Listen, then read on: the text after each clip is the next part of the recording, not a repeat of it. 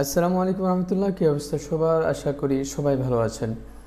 আজকে আমাদের টপিক হচ্ছে কিভাবে আমরা ওয়ার্ডপ্রেস ওয়েবসাইটের ফ্রন্ট, বডি, স্টাইল, মানে ফ্রন্টের যত বিষয় আছে, ফন্টের যত বিষয়গুলো আছে, এই বিষয়গুলো নিয়ে আমরা আলোচনা করব। এর ভিতরে আশা করি আপনারা আপনাদের যে সকল সমস্যাগুলো আছে, সমস্যাগুলো আপনারা খুব ভালোভাবে এখান থেকে ভালো একটা সমাধান পেয়ে যাবেন। তো আশা করি সবাই ভিডিওটা সম্পূর্ণ দেখবেন। দেখার পরে আপনারা বুঝতে পারবেন আসলে আপনাদের কোথায় কোন সমস্যা আছে, সেটা আপনারা ওইভাবে সমাধান করে নেবেন। এর ভিতরে আমরা একটু কথা বলে নিই, যারা আমার ইউটিউব চ্যানেলে যারা নতুন, আজকে প্রথম আসছেন, তারা অবশ্যই আমার চ্যানেলটি সাবস্ক্রাইব করে রাখবেন। পরবর্তীতে এসইও রিলেটেড কিংবা ওয়েবসাইট রিলেটেড যত ধরনের ভিডিও আছে কিংবা ফ্রিল্যান্সিং জগতের খুঁটিনাটি সকল ভিডিও কিন্তু আমি আমার ইউটিউব চ্যানেলে আপলোড করে থাকি। আশা করি আপনারা আমার সাথে থাকবেন। আচ্ছা যাক, শুরু করি। তো প্রথমত আমরা কী করব, আমাদের যে ওয়েবসাইট আছে, আমাদের ওয়েবসাইটে আমরা প্রবেশ করব, করার পরে লগ ইন করবো, করার পরে দিয়ে আমাদের এখানে কাস্টমাইজ থাকবে। ঠিক আছে, মানে যে আমাদের ফ্রন্ট পেজ আছে, এখানে আমাদের কাস্টমাইজ থাকবে। কাস্টমাইজ আমরা ক্লিক করব। ক্লিক করার পরে আমাদের কী করবে, এই ড্যাশবোর্ডটা নিয়ে আসবে। এই ড্যাশবোর্ডে নিয়ে আসলে দেন আমরা কি করব, গ্লোবালে ক্লিক করব। গ্লোবালে ক্লিক করার পরে আমরা এখানে টাইপোগ্রাফি দেখতেছি, এখানে আমরা ক্লিক করব। ক্লিক করার পরে আমাদের এখানে যেহেতু ফন্ট নিয়ে যত ধরনের খেলা আছে, এই জিনিসটা আমরা দেখব।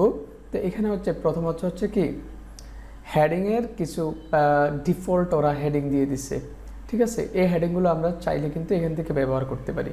অর্থাৎ এখানে যে হেডিংগুলো আছে কিংবা আমার ফুল ওয়েবসাইট, এখান থেকে যেগুলো আমি কাস্টমাইজ করব, এটা কিন্তু আমার অটোমেটিকলি পুরো ওয়েবসাইটের প্রত্যেকটা পেজ, প্রত্যেকটা পোস্ট, প্রত্যেক জায়গায় আমি এখানে যেটা সিলেক্ট করব, প্রত্যেক জায়গায় ঠিক এরকমভাবে ডিফল্টভাবে হয়ে যাবে। ঠিক আছে, তো আমরা এখানে যেরকম আমাদের হেডিংগুলো আছে, এই হেডিংগুলো আমরা একটু ট্রাই করব, দেখবো আমাদের যে হেডিংগুলো ভালো লাগে সেই হেডিংগুলো আমরা কি করব, সেই হেডিংটা আমরা সিলেক্ট করব। তো আমার কাছে এটা ভালো লাগছে, এটা আমি দিয়ে দিলাম। ঠিক আছে, and then body font. Body font হচ্ছে গিয়ে আমাদের যে হেডিংয়ের যে নিচে যে বডি ফন্টগুলো থাকে, সেই ফন্টগুলোর বিভিন্ন আকার, বিভিন্ন জিনিস বা ফন্টের বিভিন্ন চেঞ্জ করা, লেআউট চেঞ্জ করা, এইসব বিষয়গুলো থাকবে। তো বডি ফন্টে আমরা এখানে একটা ক্লিক করব। ক্লিক করার পরে ফন্ট ফ্যামিলিতে হচ্ছে আমাদের এখানে যত ফন্ট আছে সবগুলো ফন্ট এখানে পেয়ে যাব আমাদের। হ্যাঁ, এই ফন্টগুলো থেকে আমার যেই ফন্টটা ভালো লাগে সেই ফন্টটা আমরা কি করব, এখানে সিলেক্ট করব। যেরকম দেখতেছি আমরা আমাদের ফন্টগুলোতে আমরা যদি ক্লিক করি, ক্লিক করলে কিন্তু অটোমেটিকলি আমাদের যে ফন্টটা যেরকম ওইটা ঠিক এরকম হয়ে যাচ্ছে। ঠিক আছে, তাই না? তো এই ফন্টটা শুধু এখানেই চেঞ্জ হচ্ছে না, সব জায়গায় কিন্তু চেঞ্জ হচ্ছে। আমি এখানে একটু খেয়াল করি, তাহলে দেখতে পারবো এখানে কিন্তু অলরেডি চেঞ্জ হয়ে গেছে, এই চেঞ্জ হয়েছে। ঠিক আছে, সো আমরা কি করব, এখান থেকে আমাদের যে ফন্টটা দেব সেই ফন্টটা কিন্তু আমরা সব জায়গায় কিন্তু আমাদের অটোমেটিকলি চেঞ্জ হয়ে যাবে। ঠিক আছে, অ্যান্ড দেন আমাদের ফন্ট যদি চেঞ্জ হওয়া শেষ হয়, আমাদের পরবর্তীতে যাব। পরবর্তীতে হচ্ছে হেডিং ফন্ট। হেডিং ফন্ট মানে হচ্ছে আমাদের যে এই হেডিংটা আছে, এই হেডিংয়ের যে সকল ফন্টগুলো আছে, এগুলো এখান থেকে আমরা চেঞ্জ করতে পারবো ঠিক আগেরটার মতো। ঠিক আছে, অ্যান্ড দেন এখানে অনেকেই একটা সমস্যা হয় যে আমাদের হেডিং কিংবা এই আমাদের যে ফন্টগুলো আছে, বডি ফন্টগুলো আছে, অনেক সময় কি হয়, আমাদের হেডিং এবং বডি ফন্টের যেই প্রথম ওয়ার্ড আছে সেই ওয়ার্ডগুলো ছোট হাতের হয় কিংবা বড় হাতের হয়, অর্থাৎ আপার কেস লোয়ার কেস হয়। ঠিক আছে, সেই জিনিসগুলো আমরা কীভাবে চেঞ্জ করব, সেই জন্য চেঞ্জ করার জন্য এই যে নিচের যে ফর্মুলাগুলো আছে, এগুলো থেকে আমরা কি করতে পারবো, চেঞ্জ করতে পারবো। ঠিক আছে, তো আমরা এখানে একটু ক্লিক করি। ক্লিক করলে দেখতেছি আমাদের যে হেডিং আছে সেই হেডিংয়ের যে সবগুলো ওয়ার্ড আছে সেগুলো সব ছোট হাতের হয়ে গেছে। এখানে দিই সবগুলো প্রথম ওয়ার্ড কি হবে, বড় হাতের হয়ে গেছে, তাই না? সবগুলো বড় হাতের হয়ে গেছে।